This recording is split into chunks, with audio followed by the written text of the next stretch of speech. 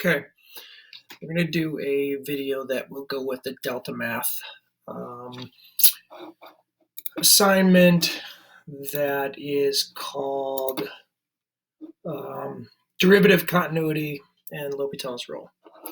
So first of all, this year with the AP exam not being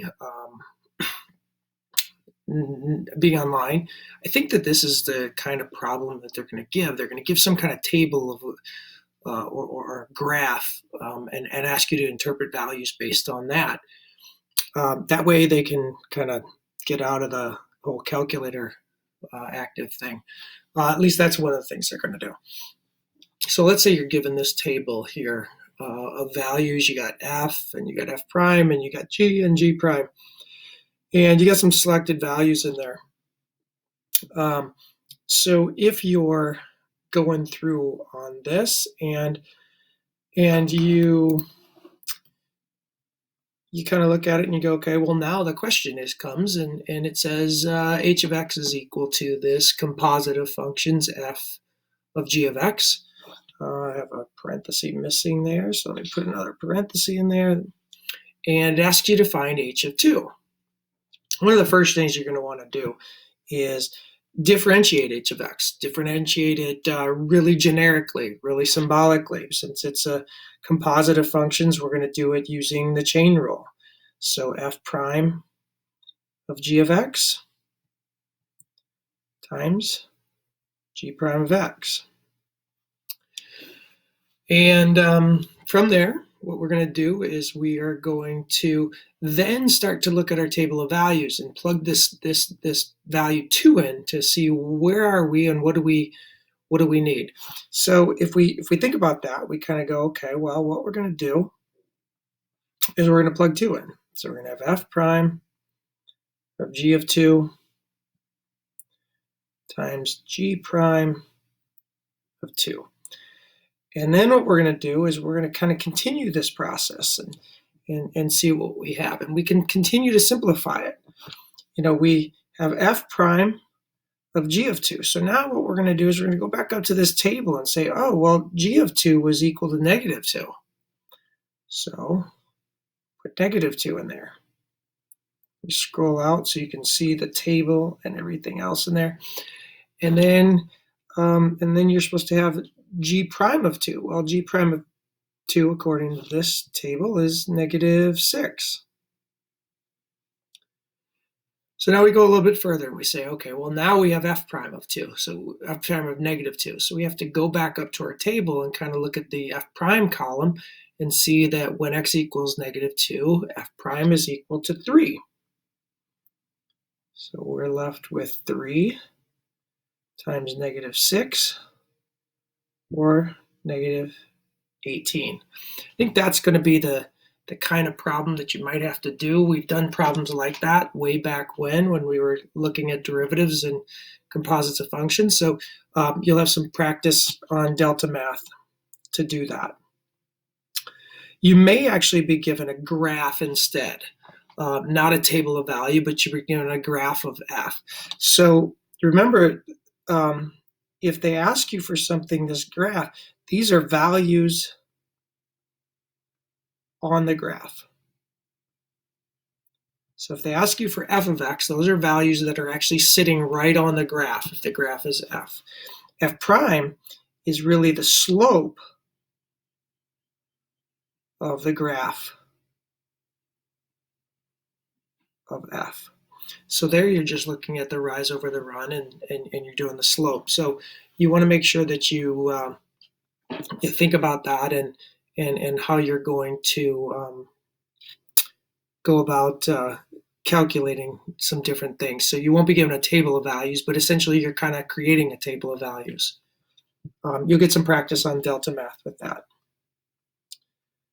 L'Hopital's rule. It's a rule that we covered a while ago, and I'm, the past 3 years, I think it's been on the free response question. I know it's always on the multiple choice. Now we don't have multiple choice this year, so could they throw it on the free response question? I think they could because of what they're, but it's really hard to predict. But if they do throw it on there, remember what L'Hopital's rule says, that if you got this limit and it's not necessarily as x is going to infinity, x could be going to any value, and you got f of x divided by g of x, and just a function on the top and a function on the bottom. If when you evaluate it, it goes to 0 over 0, or any combination of plus or minus infinity over plus or minus infinity, then what you can use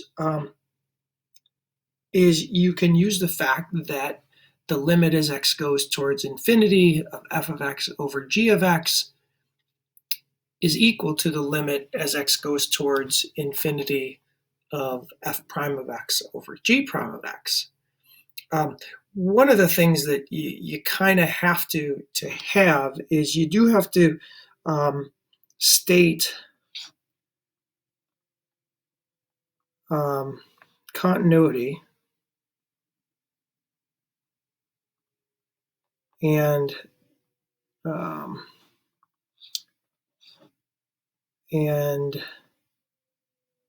differentiability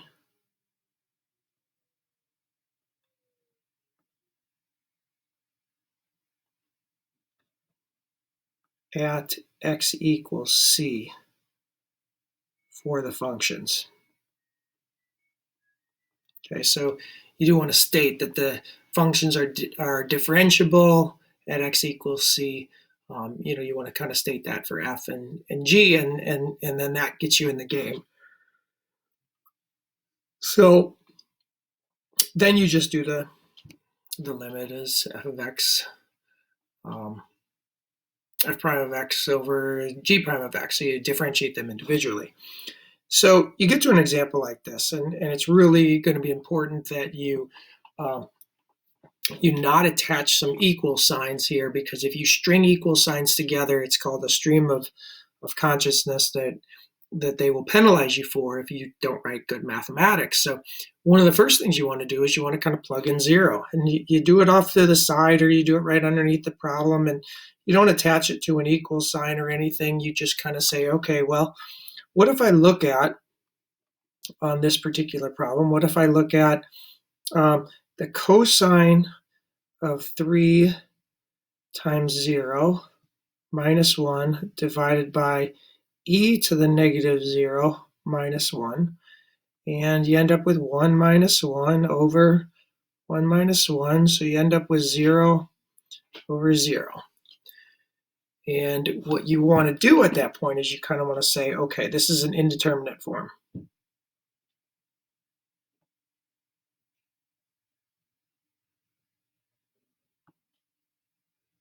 So you want to kind of state, okay, this is an indeterminate form. And then what you want to do is you want to say, because the cosine 3x minus 1 and e to the negative x minus 1 are continuous and differentiable at x equals 0, we use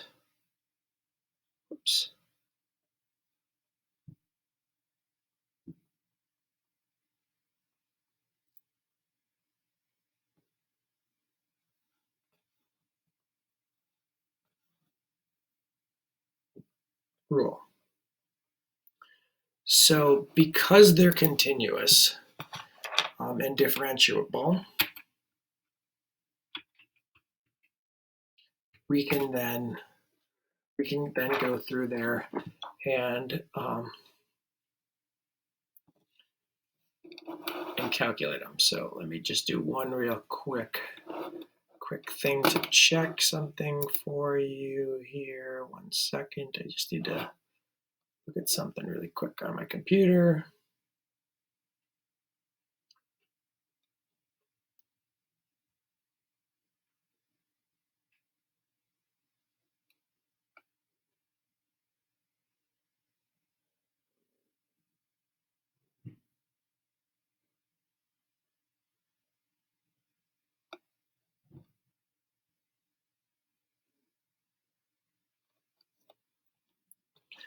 you don't necessarily have to say this part right here. So just say that, that they're both continuous and differentiable, and technically you really only need to say that they're differentiable. And if you do that, then you'll be in a good place. So then we're going to use L'Hopital's rule, and L'Hopital's rule says, and you might write this, you might say, okay, well, L'Hopital's rule says that, I got to go back up here and figure out what my problem is. Okay, so then we can say that, the limit as x goes to 0 of cosine 3x minus 1 over e to the negative x minus 1 is equal to the limit as x goes towards 0. And now we just differentiate the numerator and the denominator separately. So negative sine 3x times 3 divided by e to the negative x times negative 1, using the chain rule in the numerator and the denominator. Now, because we've differentiated those, now if we plug in 0 into the new one, we do the sine of 3 times 0 times 3 divided by e to the 0 times negative 1. You end up with 0 on the numerator, negative 1 on the denominator, which is 0. So that's our answer. It goes into a long thing, but if you are asked to do something with L'Hopital's rule, or you generate when you have to evaluate a limit, and you generate this indeterminate form 0 over 0 or plus or minus infinity over plus or minus infinity, then what you really want to do is you want to say, state that the function is differentiable.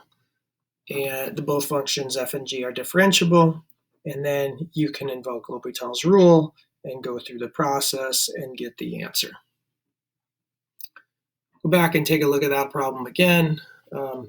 Take a look at the recording. You can rewind it and see what's all said there, but could be on the AP exam, just not sure how they would do it, because technically if I gave you that problem, somebody could plug it into a calculator and get it. They may want you to communicate really well, so that's an important piece. Another one that's on the AP exam historically, just not sure how they would test it this year, is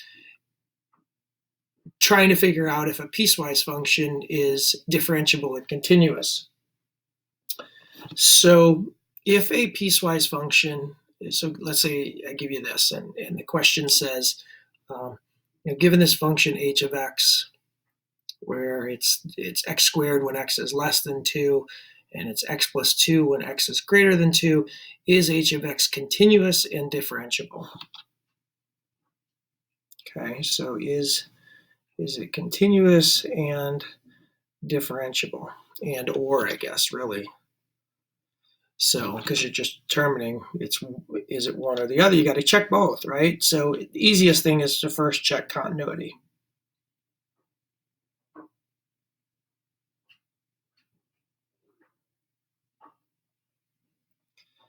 And if the function is continuous, what you could say is you could say, okay, well,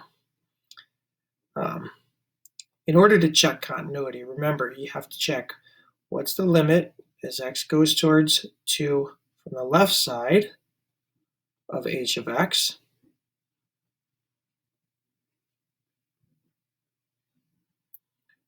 Is that equal to the limit as x goes towards 2 from the right side of h of x? And is h of 2 equal to that? That's how you figure out if a function is continuous. So does the left side limit equal the right side limit, and does it equal the function? That would create a situation where you don't have any holes, jumps, or asymptotes. So what we're going to do is we're going to just test all three of those things. First thing we're going to do is look at what's the limit as x goes towards 2 from the left side, which is just 2 squared, which is 4. Then we look at the limit as x goes towards 2 from the right side. Oops, I keep on writing f, but I made it h, which is 2 plus 2, which is also 4. And then look at, well, what's h of 2? H of 2 is defined as 2 plus 2, or 4. Since these are all the same, then the function is continuous. Okay, so that's the continuous part. The next thing we're going to do is we're going to take this same problem. We're going to say, okay, well, now what we have to do is we have to make sure that the derivative exists and that the derivatives match up. So if we think about what h prime of x would look like, h prime of x then would be 2x for x less than 2 and 1 for x greater than or equal to 2. You can already see that there's probably going to be a problem here, right? Because when you think about this, is you think about what's going on here is you got, if you looked at the limit as x goes towards 2 from the left side of h prime of x, that would equal 2 times 2, or 4. But the limit as x goes towards 2 from the right side of h prime of x is equal to 1. Since these are not the same, we know that h prime of x at x equals 2 is not differentiable. So we know, since those aren't the same, we can't, that can't be differentiable. Okay, 2 more examples and then we'll be done. I know this is a little bit longer video, but it's kind of separate things in there, so I want to cover all of them. Sometimes you're asked questions where you have to do something like find A and B so that f is continuous and differentiable. And the idea behind here is we have this f function that might be listed as ax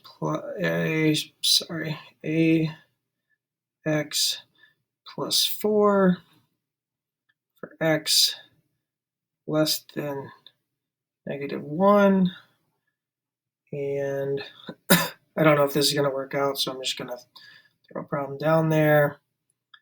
Bx squared when x is greater than or equal to -1. So if this function is continuous, if f is continuous, then a times -1 plus 4 has to equal b times -1 squared,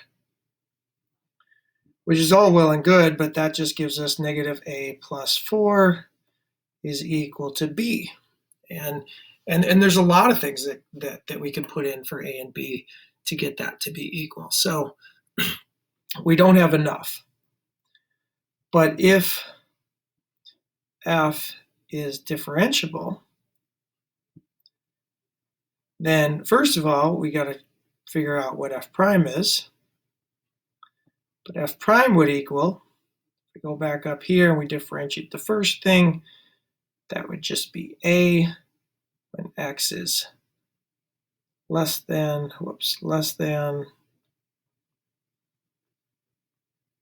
-1, and 2bx when x is greater than or equal to -1. So we need the first thing to be true. We need this one right here to be true, and we need a to equal -2b times -1. So we also need a to equal -2b. So we need both of these. So we need both of those things. But now we just have simultaneous equations where we can go through and just solve this pretty easily. We can just go through here and say, okay, well, we need -a plus 4 to equal b, and we need a to equal -2b. So if we just plug these in, if we just plug one in for the other, then we really need -2b plus 4 to equal b. Well, that means we need 2b plus 4 to equal b. Well, that means we kind of go through and solve this. We need 4 to equal -b, so we need b to equal 4.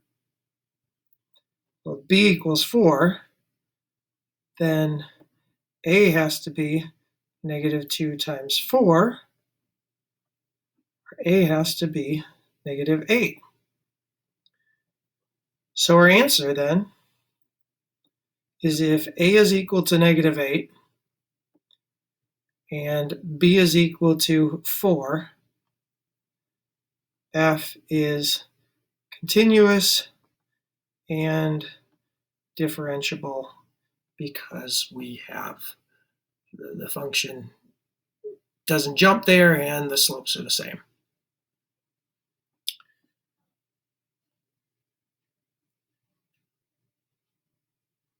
That should get you all the things that you need for today's assignment.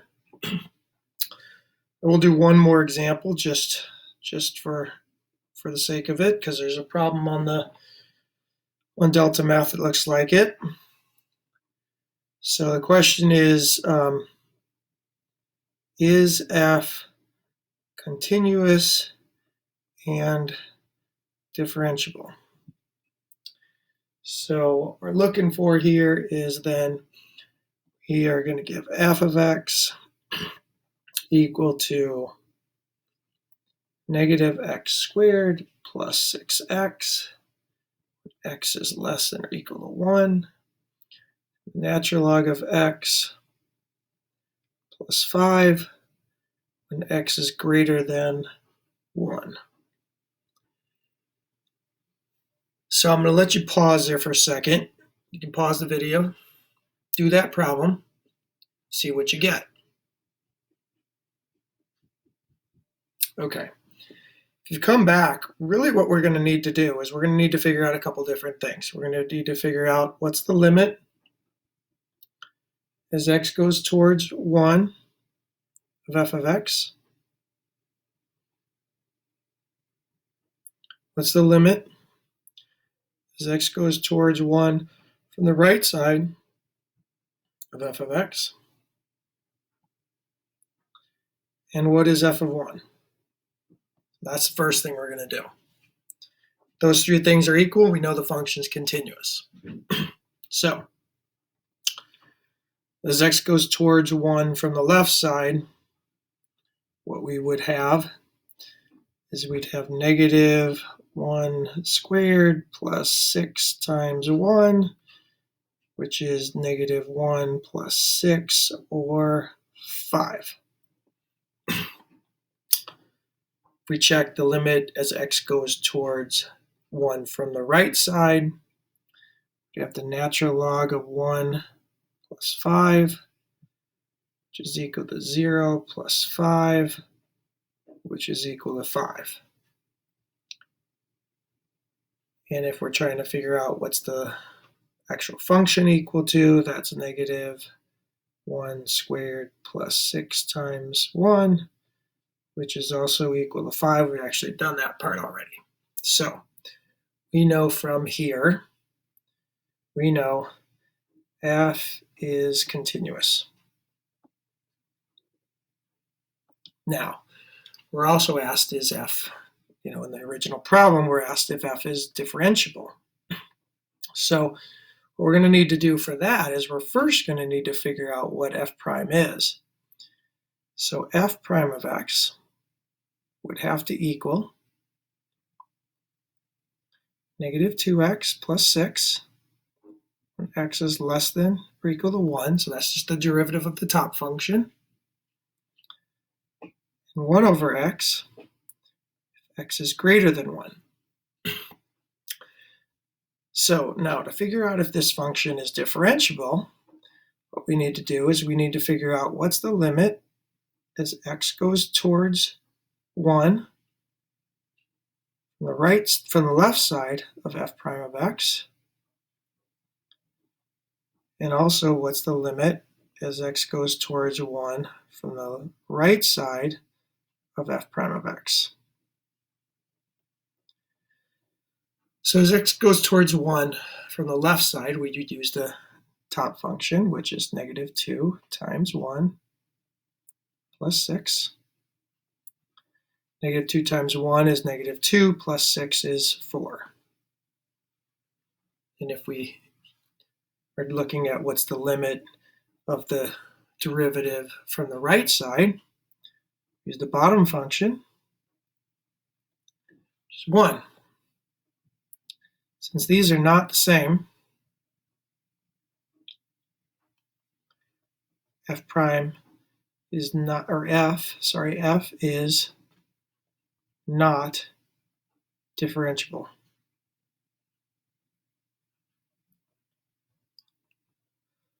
Hopefully this helps. I know it was a little longer video today.